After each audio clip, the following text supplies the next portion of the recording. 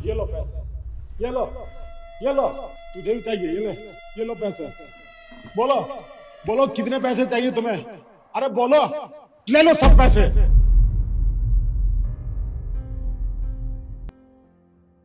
बुड्ढे पागल हो गया तू? क्या बदतमीजी कर रहा है हमारी मैडम के साथ? तुझे पता भी है कौन है ये? इस शहर की कलेक्टर है और तू इनके साथ बदतमीजी कर रहा है। तुझे पता है तुझे कितनी बड़ी सजा मिल सकती है इसके लिए? तू ऐसे नहीं मानेगा, तू चल मेरे साथ। रुको, इन्हें तो सबक मैं सिखाऊंगी। ये क्या आदत है तुम्हारी? और तुम क्या भूल गए हो कि कलेक्टर के ऑफिस में खड़े हो? और तुम्हारी हिम्मत कैसे हुई इस तरह से मेरे ऊपर नोट बरसाने की? देखो, तुम्हारी इस गलती की वजह से मैं तुम्हें जेल भेज सकती हूँ। आप मैडम मुझे जेल में डाल ही दो। अरे जी के क्या करूंगा? मेरे खेत में पानी नहीं है, बिजली नहीं है, खेत बंजर हो गया है। आपसे मिलने की कितनी बार कोशिश किया, लेकिन ये गार्ड आपका मुझे मिलने नहीं दिया। ये क्या बकवास कर रहा है तू? अरे मैं तो तुझे पहली बार देख रहा हूँ, जानता भी नहीं हूँ तुझे। क्यों झूठ बोल रहा है? झूठा इल्जाम लगा रहा हूँ? पैसे के भूखे हो ना? मेरे पास और भी पैसे हैं। अरे जितनी जमीन थी वो तो बेच दिया। अब बोलो, मैं घर भी बेच के आपको पैसे दे दूंगा, लेकिन मेरे खेत के लिए फसल, बीज, बिजली सब चाहिए। नहीं तो जिंदा रह के क्या करूंगा मैडम? ये क्या हरकत है तुम्हारी?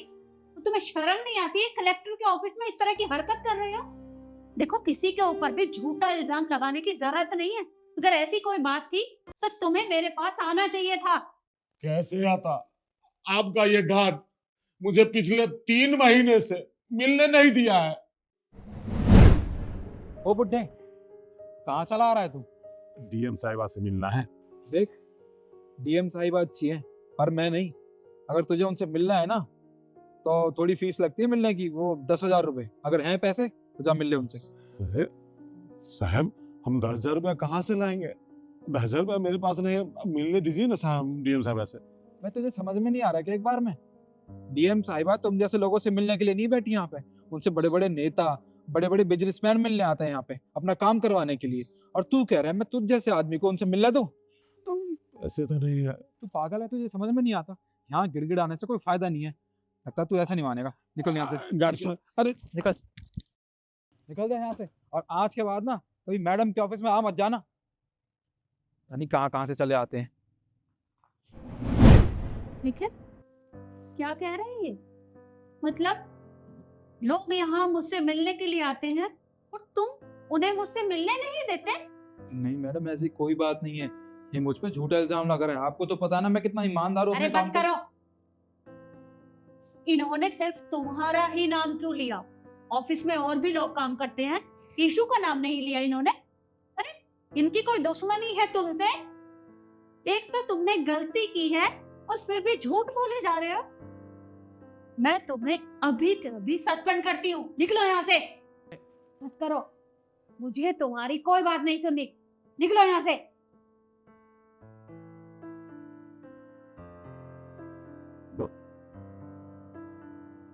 देखिए, मुझे नहीं पता था कि मेरे ऑफिस के बाहर आपके साथ ये सब होता है। अगर मुझे पता होता तो मैं ऐसा नहीं होने देती। आप माफ कर दीजिएगा।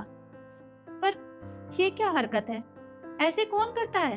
अगर कोई भी ऐसी बात थी तो आप मुझे प्यार से बता सकते थे। ये सब करने की जरूरत नहीं थी आपको। आप मुझे बताइए कि आपकी क्या परेशानी है, मैं उसका हल निकालूं।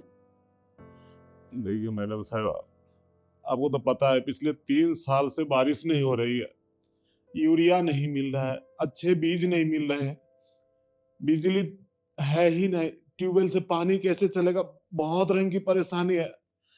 मैं तो आपकी बहुत तारीफ सुना था कि आप बहुत दयालु हैं, सबका ध्यान रखते हैं और जिसका जो उचित हक है वो बिना किसी लाग लपेट के मतलब कर देती है।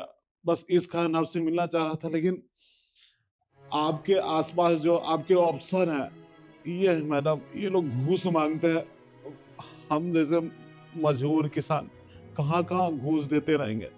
बताइए, अनाज से इतना पैसा थोड़ी होता है कि सबको घूस देते चले और आप तक अपनी बात पहुंचाने के लिए 3-3 महीने आपके ऑफिस पे इस तरह धक्के खाते रहे। देखिए, आप चिंता मत करिए। आपकी जो भी परेशानी है मैं कोशिश करूंगी कि जल्द से जल्द उसका हल निकालूं। बल्कि आपके साथ जितने भी किसान भाई इन बातों से परेशान हैं, आप उन्हें मेरे पास लेकर आइएगा। मैं सबकी बातें सुनूंगी भी और उनका जल्द से जल्द हल निकालने की कोशिश करूंगी। मैडम, हम लोग बहुत थक चुके हैं। आपको अपनी कहानी बताता हूँ, जो भी नेता एमएलए एमपी का चुनाव लड़ते हैं ना, वो भी आके ऐसे ही आश्वासन दे देते हैं, लेकिन चुनाव जीतने के बाद जब उनके यहाँ जाओ तो ठीक ऐसा ही व्यवहार होता है जैसा आपके अधिकारी लोग कर रहे हैं। इसलिए हमको झूठी आश्वासन नहीं चाहिए, हमको जमीन पे काम चाहिए। हम किसानों की मदद कीजिए मैडम साहिबान, नहीं तो कोई देखने वाला नहीं है आप लोगों के अलावा।